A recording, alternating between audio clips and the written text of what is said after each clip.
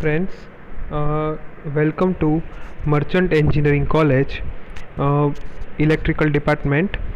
In this lecture, it is the third lecture of Synchronous Machine, Electrical Machine 2. Okay. In this lecture, we will discuss about EMF equation of synchronous machine and the armature reaction in a synchronous machine. So let me start with EMF equation of synchronous machine. Okay. હવે મિત્રો જુઓ, આપણે EMF ઇક્વેશનને જો derive કરવું છે તો એની પહેલાં આપણે અમુક ટર્મ્સ જે ઇમ્પોર્ટન્ટ છે એની વિશે જોઈ લઈએ. તો first let we start with the term Z. તો મિત્રો ઝેડ શું છે? તો કે ભાઈ ઝેડ એને કહેવાય કે ઝેડ એટલે number of conductors in series પર ફેઝ.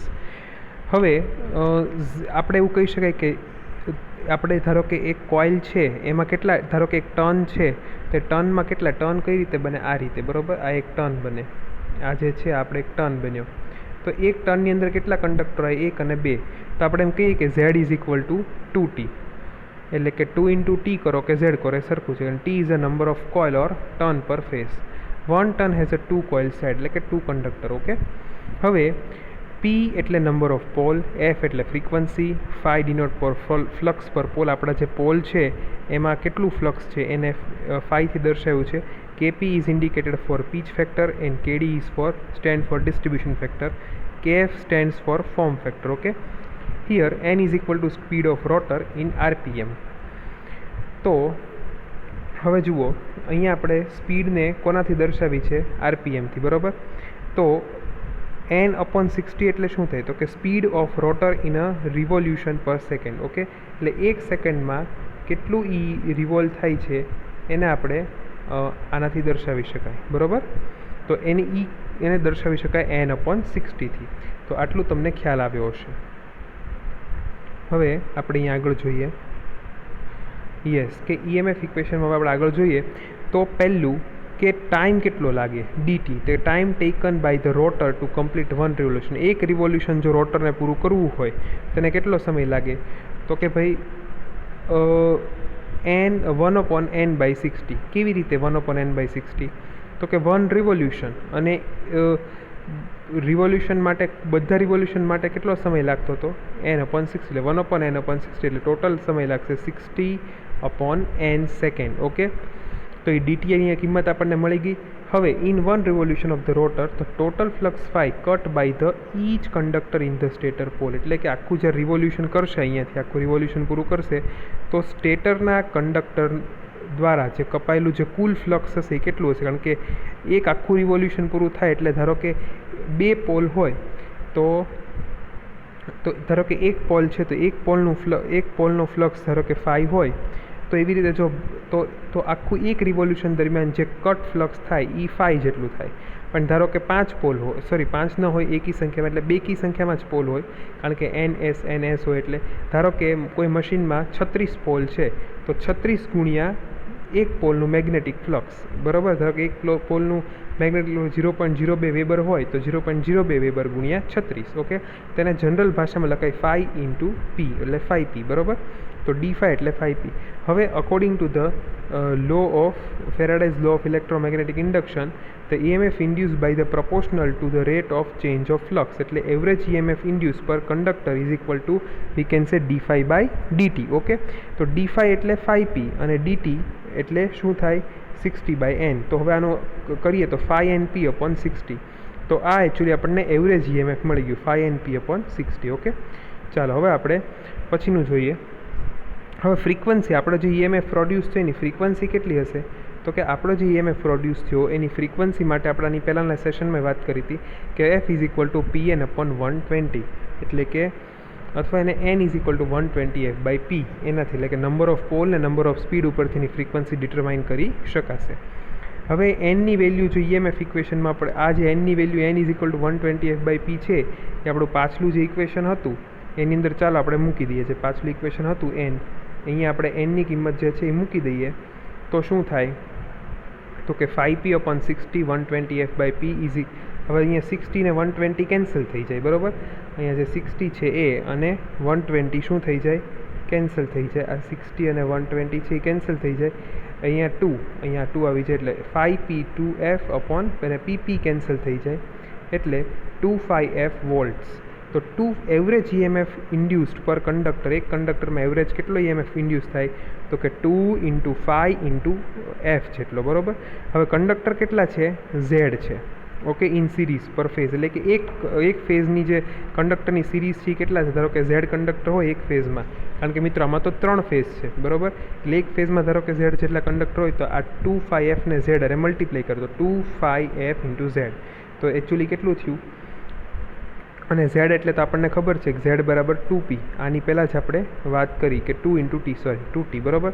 તો 4πf t અહીંયા આપણે લખ્યું છે 4πf × t, બરાબર. આટલી વસ્તુ ખબર પડી. ચાલો હવે આપણે આગળ જોઈએ. યસ, હવે અહીંયા આપણે જોઈએ કે હવે આ તો આપણને એવરેજ મળે. હવે RMS વેલ્યુ જો આપણે જોવી હોય તો RMS વેલ્યુ કેમ મળે? તો કે ફોર્મ ફેક્ટર આપણે આની પહેલાં વાત કરેલી છે. ફોર્મ ફેક્ટર એટલે શું? તો ફોર્મ ફેક્ટર અને average value of induced EMF એ બંનેનું મલ્ટીપ્લાય કરો તમને શું મળી જાય? RMS value. તો ફોર્મ ફેક્ટર છે 1.1, તો 1.1 × 4πft કરો તો તમને RMS value of EMF per phase મળી જાય. તો RMS વેલ્યુ કેટલી થાય? 4.44πf × t, બરાબર. તો આ એનું સૂત્ર. તો મિત્રો કેટલું ઇઝી છે તમે જુઓ કે આ સૂત્રમાં કંઈ છે જ નહીં, એકદમ સિમ્પલ રીતે આ ડેરિવેશન થઈ ગયું કે એકચ્યુઅલી આપણે પહેલાં dϕનું કેલ્ક્યુલેશન કર્યું, પછી dtનું કર્યું અને dϕ dtનો રેશિયો લીધો, પછી આપણે શું કર્યું? nની અહીંયા કિંમત મૂકી અને એ કિંમત અહીંયા સૂત્રમાં મૂકી દીધી, એટલે આપણને આ સૂત્ર મળી ગયું. અને પછી ફોર્મ ફેક્ટર, આપણી પાસે એવરેજ હતો, આપણે RMS વેલ્યુ મેળવવી હતી તો ફોર્મ ફેક્ટરનો યુઝ કર્યો. તો RMS value of EMF per phase is given by 4.44πf × t volts.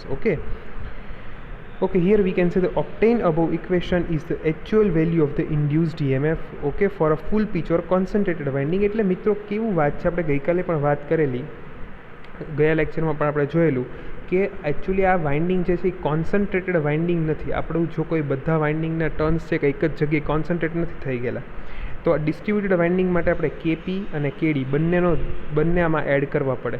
તો જો KP અને KD બંનેને એડ કરીએ એની વિશે આપણે પાછલા લેક્ચરમાં વાત કરી ગયા છીએ, એટલે અત્યારે બહુ ડિટેલમાં વાત નહીં કરીએ ડિસ્ટ્રીબ્યુશન ફેક્ટર અને કોઇલ સ્પાન ફેક્ટર વિશે. તો એકચ્યુઅલી એટલે અહીંયા આપણું જે સૂત્ર છે એમાં KP અને KDની જે ઇફેક્ટ થાય એ ઉમેરી દેવાની, એટલે એની માટે અહીંયા KP અને KDનું મલ્ટીપ્લાય કરવું પડે. તો એકચ્યુઅલી આપણું ફાઇનલ ફોર્મ્યુલા આવે 4.44 KP KD phi f અને t. અને જો આપણે ફોર્મ ફેક્ટરને એમાંથી બહાર લઈ લઈએ તો એકચ્યુઅલી આવે 4 × KF KP KD phi f અને t. તો મિત્રો આ આપણું ફોર્મ્યુલા છે EMF પર ફેઝનું. ઓકે, સારું. હવે આપણે પછીનો એક બહુ જ મહત્ત્વનો અને ઇમ્પોર્ટન્ટ મુદ્દો જોઈએ, જેનું નામ છે armature reaction in a synchronous machine. Okay, હવે મિત્રો તમને થશે આર્મેચર રિએક્શન એટલે શું? તો તમે આની પહેલાંના સેમમાં આર્મેચર રિએક્શન શબ્દથી કદાચ પરિચિત જ છો. થર્ડ સેમમાં આર્મેચર રિએક્શન આવેલું, તમે એનાથી પરિચિત છો DC મશીનના કેસમાં. તો આર્મેચર રિએક્શન એટલે પહેલાં શું એ તમને થોડો ઓવરવ્યૂ આપી દઉં.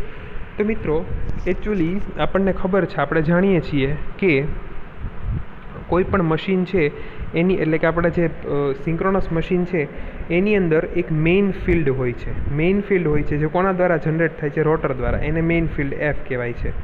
હવે અથવા phi f કહેવાય, બરાબર. હવે બીજું જે ફિલ્ડ છે એ એકચ્યુઅલી હવે સ્ટેટર જે છે કે જેની અંદર કંડક્ટર છે એ, કારણ કે એકચ્યુઅલી જે સ્ટેટર છે એમાંથી જે કરંટ બહાર નીકળે છે તો એકચ્યુઅલી કરંટ જે છે જનરેટ તો સ્ટેટરમાં જ થાય છે, EMF પ્રોડ્યુસ થાય છે અને કરંટ પણ ત્યાં પ્રોડ્યુસ થઈને પછી બહાર આપણે લોડને આપીએ છીએ કરંટ. તો મિત્રો એ કરંટ જે છે એ પણ, કારણ કે મિત્રો કોઈ પણ કરંટ હોય એ હંમેશા કરંટ હોય ને મેગ્નેટિક ફ્લક્સ તો હોય જ તે. તો એ જે સ્ટેટરનો કરંટ છે, ધ્યાનથી સાંભળજો, રોટરનો જે કરંટ છે, રોટરનું ફિલ્ડ વાઇન્ડિંગનો કરંટ છે એ તો એક મેગ્નેટિક ફ્લક્સ પ્રોડ્યુસ કરે જ છે, જેને આપણે શું કહીએ છીએ? ફિલ્ડ ફ્લક્સ અથવા મેઇન ફ્લક્સ. પણ સાથે સાથે જે સ્ટેટરનો જે માંથી જે પસાર થતો કરંટ છે એને કારણે પણ એક મેગ્નેટિક ફિલ્ડ, એક મેગ્નેટિક ફ્લક્સ પ્રોડ્યુસ થાય છે. હવે આ બંને ફ્લક્સ એકબીજા સાથે ઇન્ટરેક્ટ થઈ, આ બંને ફ્લક્સ એટલે કે રોટરનું ફ્લક્સ મેઇન ફ્લક્સ અને સ્ટેટરનું ફ્લક્સ એટલે આર્મનું જે ફ્લક્સ છે એ બંને એકબીજા સાથે ઇન્ટરેક્ટ થાય અને આ ઘટનાને આર્મેચર રિએક્શન તરીકે ઓળખવામાં આવે છે. So we can say the effect of armature flux produced by the armature current on the main flux produced by the rotor field pole is called the armature reaction. Okay, હવે તમને મિત્રો એમ થશે કે એને કારણે સર ફરક શું પડે, તો તમે વિચારો કે ફરક એવો પડે કે ત્રણ જાતની અસર આપણને જોવા મળે. પહેલી છે ઇફેક્ટ ઓફ આર્મેચર રિએક્શનની પહેલી ઇફેક્ટ છે ક્રોસ મેગ્નેટાઇઝિંગ, એટલે કે જ્યારે જો રેઝિસ્ટિવ લોડ હોય તો આપણને ક્રોસ મેગ્નેટિઝમ જોવા મળે. તમને એમ થશે કેમ સર આપણને ક્રોસ મેગ્નેટિઝમ જ જોવા મળ્યું, તો એ આપણે હમણાં જોઈએ. પછી બીજું કે આપણને જો લેગિંગ, એટલે કે જો હું એવું ધારું કે મારો લોડ એકદમ લેગિંગ છે તો મને ડીમેગ્નેટાઇઝિંગ ઇફેક્ટ જોવા મળે. અને જો મારો લોડ એટલે કે સિંક્રોનસ જનરેટરમાંથી જો હું લોડ લેતો હોઉં એ જો લીડિંગ પાવર ફેક્ટર એટલે કે એમાં કેપેસિટિવ લોડ ડોમિનેટિંગ હોય તો મને એમાંથી મેગ્નેટાઇઝિંગ ઇફેક્ટ જોવા મળે. તો એની વિશે આપણે આગળ વાત કરીએ. જુઓ મિત્રો, સમજીએ. તમે જુઓ અહીંયા સિમ્પલ સૂત્ર જ તે કે એકચ્યુઅલી ફ્લક્સનું સૂત્ર શું છે, તો કે ભાઈ ફ્લક્સનું સૂત્ર છે φf = φfm sin ωt. આ ધારો કે બેઝિક સૂત્ર છે. હવે EMFનું ફોર્મ્યુલા આ ધારો કે ફિલ્ડ ફ્લક્સ એટલે કે રોટરનો જે ફ્લક્સ છે F એનું સૂત્ર છે. હવે એકચ્યુઅલી EMF પ્રોડ્યુસ થાય dφ/dt ના ફોર્મમાં પ્રોડ્યુસ થાય, તો -w φfm cos ωt. હવે તમે વિચારો કે આ જે ફ્લક્સ છે, આ ફ્લક્સ ધારો કે અહીંયા હશે, આ ફ્લક્સ φm હશે, તો પછી જે dφ/dt એટલે કે ઈનું જે છે, આ ઈ માટેનું સૂત્ર છે, તો ઈ એકચ્યુઅલી 90 ડિગ્રી જશે આનાથી. કેવું હશે? 90 ડિગ્રી, બરાબર? તો 90 ડિગ્રી હશે. હવે જો લોડ રેઝિસ્ટિવ લોડ હશે, એટલે કે જો રેઝિસ્ટિવ લોડ હશે એટલે કે યુનિટી પાવર ફેક્ટર આપણે કહી શકાય, યુનિટી પાવર ફેક્ટર જો હશે એટલે કે જો રેઝિસ્ટિવ લોડ હશે, યુનિટી પાવર ફેક્ટર હશે, તો શું થશે કે મારો જે લોડ કરંટ છે એ અને વોલ્ટેજ એ બંને એક જ ડાયરેક્શનમાં હશે. જો આપણે જોઈએ મારો લોડ કરંટ અને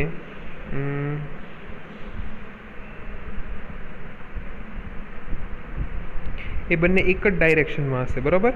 તો એને કારણે હવે આ બંને એક જ ડાયરેક્શનમાં હશે અને એને કારણે એનું જે ફ્લક્સ પ્રોડ્યુસ થયું હશે એ પણ આ ડાયરેક્શનમાં. ધારો કે મારો ઈ આ ડાયરેક્શનમાં છે, મારો આઈ પણ આ ડાયરેક્શનમાં થશે અને એના કારણે જે પ્રોડ્યુસ ફ્લક્સ થયું હશે, ધારો કે આ ઈ છે, આ આઈ છે, અને એને કારણે જે ફ્લક્સ પ્રોડ્યુસ થતું હશે ફોર એક્ઝામ્પલ, એ ફ્લક્સ પણ આ જ દિશામાં પ્રોડ્યુસ થશે.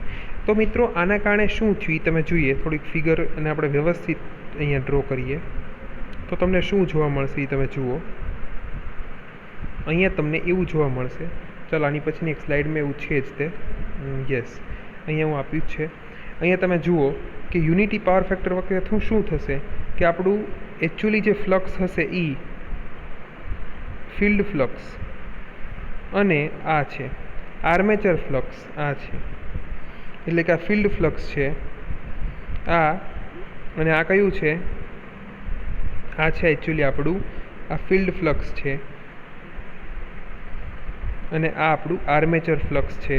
તો એકચ્યુઅલી એનાથી થશે શું કે ઓવરઓલ આ બંને ફ્લક્સને કારણે ઓવરઓલ જે છે આ ફ્લક્સને કારણે આપણું જે ઓવરઓલ ફ્લક્સ છે એમાં શું થશે? ઘટાડો, બરાબર? ઓવરઓલ ફ્લક્સ છે એમાં શું નોંધાશે? ઘટાડો. એટલે આને ક્રોસ મેગ્નેટાઇઝિંગ કહેવાય. શું કહેવાય? ક્રોસ મેગ્નેટાઇઝિંગ, બરાબર? બીજું હવે આપણે અહીંયા જોઈએ, રેઝિસ્ટિવ લોડની વાત તો કરી દીધી આપણે.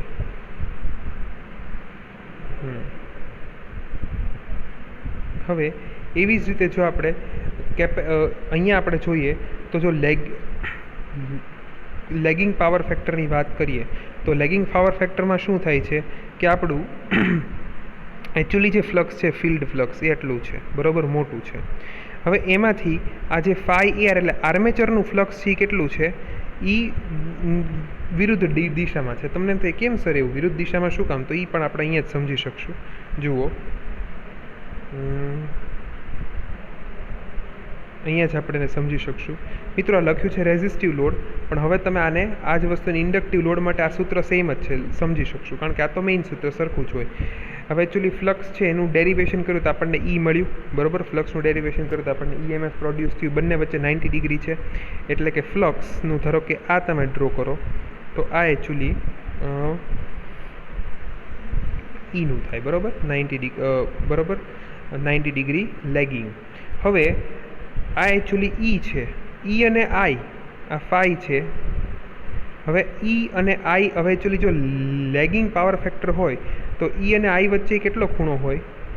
Exactly yes 90 degree. પણ ઈ તે કેવો? Very good, yes lagging. એટલે એકચ્યુઅલી ઈ હા હોય તો આઈ નીચે હોય. તો હવે તમે જુઓ આઈ અને ફ્લક્સની ડાયરેક્શન કેવી, એક્ઝેક્ટ સેમ. તો આ જ ડાયરેક્શન કોની થશે, ફ્લક્સ આરની થશે. આર્મેચરનો ફ્લક્સ છે એની ડાયરેક્શન. તો જુઓ આ બંને એકબીજાની વિરુદ્ધ દિશામાં આવી ગયા. જુઓ આ ફ્લક્સ અને આ ફ્લક્સ આ બંને એકબીજાની વિરુદ્ધ દિશામાં આવી ગયા. તો આ તમારું થઈ ગયું લેગિંગ પાવર ફેક્ટર માટેનું વાત, બરાબર. હવે એવી જ રીતે એને આપણે આ ડાયાગ્રામમાં જોઈએ. જુઓ લેગિંગ પાવર ફેક્ટરમાં કેવું થયું અહીંયા. હવે જુઓ આ જે આપણું ફ્લક્સ ફાયર હતું એને ઈની ફ્લક્સની દિશા, ઈ ફ્લક્સની વિરુદ્ધ દિશામાં, એકચ્યુઅલી અહીંયા એની એકદમ વિરુદ્ધ દિશાની અંદર આ જે પ્રોડ્યુસ થયું આર્મેચર ફ્લક્સ. ઓકે, તો આ વસ્તુ અહીંયા આપણે જોઈ. અને એવી જ રીતે જો લીડિંગ પાવર ફેક્ટર વિશે જો વાત કરીએ તો લીડિંગ પાવર ફેક્ટરમાં મિત્રો કેવું થાય કે આ ધારો કે મારો વોલ્ટેજ છે, બરાબર, ઈ આ મારું ફ્લક્સ થાય, તો બરાબર આ શું થાય, ફ્લક્સ થાય, જેને હું કહું ફાઈ એફ. હવે લીડિંગ પાવર ફેક્ટર એટલે વોલ્ટેજ અને કરંટ એકબીજાથી કેવા ડિગ્રીએ હોય, 90 ડિગ્રીએ, પણ કરંટ છે લીડિંગમાં હોય. તો જુઓ કરંટનું હવે વેવફોર્મ કેવું હશે, આ કરંટનું વેવફોર્મ, એટલે કે મારું ફ્લક્સ છે એ પણ કેવું હશે, ઉપર જ તે, એટલે કે ઉપરની બાજુ. એટલે આ બંને એરા એકબીજાની એડિટિવ ડાયરેક્શનમાં છે. કેવા ડાયરેક્શનમાં છે મિત્રો, એડિટિવ ડાયરેક્શનમાં. તો એને કારણે શું થશે કે અહીંયા ફ્લક્સનો સરવાળો થશે. તો મિત્રો એ એકદમ સિમ્પલ કન્સેપ્ટ છે. આર્મેચર રિએક્શન એકદમ સિમ્પલ ટોપિક છે, માત્ર આપણે વેક્ટોરિકલી સમજવાનો છે કે ભાઈ શું કહેવા માગે છે, બરાબર. કે તમે સિમ્પલ હું તમને કહું તો કે ભાઈ જ્યારે યુનિટી પાવર ફેક્ટર હતું એમાં ક્રોસ મેગ્નેટાઇઝિંગ થયું. શું કામ ક્રોસ મેગ્નેટાઇઝિંગ થયું? કારણ કે એકચ્યુઅલી જે આપણું જે આર્મેચરનો ફ્લક્સનો કમ્પોનન્ટ છે એ હોરિઝોન્ટલ ડાયરેક્શનમાં ચોખ્ખો દેખાય, બરાબર. પછી લેગિંગ પાવર ફેક્ટર માટે એ આપણા મેઇન ફ્લક્સ કરતાં વિરુદ્ધ દિશામાં ઉત્પન્ન થયો, એને કારણે ડીમેગ્નેટાઇઝિંગ થયું, બરાબર, લેગિંગ પાવર ફેક્ટરમાં. અને લીડિંગ પાવર ફેક્ટરમાં મેગ્નેટાઇઝિંગ એટલે કે શું કે ફિલ્ડનું જે મેગ્નેટિક ફ્લક્સ હતું એમાં વધારો થયો. શું કામ? કારણ કે એની દિશામાં જેનો કમ્પોનન્ટ છે. ઓકે, તો આ બહુ જ સિમ્પલ વસ્તુ છે, તમને વેક્ટર ડાયાગ્રામની મદદથી એકદમ ઇઝીલી સમજાઈ જાય એવું છે.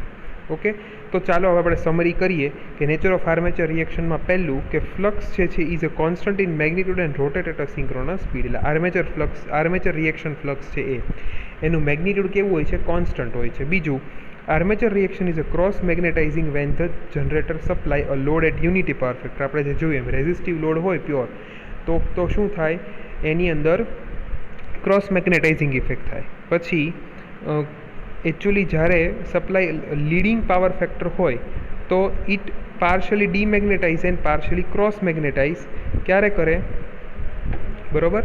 પછી when the generator supply load at leading power factor the armature reaction is partially magnetize and partially cross magnetize. તો એ વસ્તુ ક્રોસ મેગ્નેટાઇઝમાં થાય. મિત્રો અહીંયા એક ભૂલ છે, લીડિંગ ન આવે, અહીંયા લેગિંગ આવે. લેગિંગ પાવર ફેક્ટરની અંદર શું થાય, લેગિંગ એટલે કે આપણે ઇન્ડક્ટિવ લોડ હોય તો શું થાય, થોડુંક જો પ્યોર ઇન્ડક્ટિવ લોડ હોય તો ડીમેગ્નેટાઇઝિંગ જ થાય.